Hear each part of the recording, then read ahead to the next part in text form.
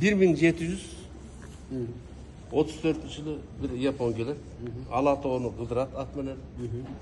Ал кезде Бишкек Батыр мынау азыркы Ысык өлкө театры. Ысык өлкө театры болгон. Ошол жерде атканасы болгон. И гостиницалар болгон.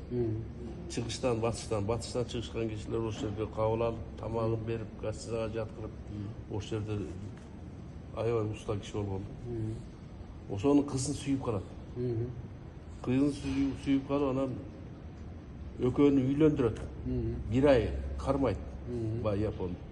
Анан кетет. Кеткенден сен удуруп эркек балалуу болсоң, таятаңды эстеп жүргүндө могу кемер кушту берет. Чечип. Кемер кушту жана таятонун эмблемасы илинип турбайбы? Дүйнөсүнүн бука мүйүзү менен көтөрүп турат. Мына. А бул 1937-жылы булардын 12-15 поколениясы. Анан фирманы ойлоп табат да, машинени чыгарышат, машинеге эмблема керек да. Анан баягы эмблеманы ошондон тартып алышкан дагы Таята деген сөздү унутуп, Тойота деп жазып койгон. Алар ого ыктайт. Анан кийин кемер дегенди кырбайсың. Тойота кемер. Жана мен айткан, мына көрдүңөрбү? Мен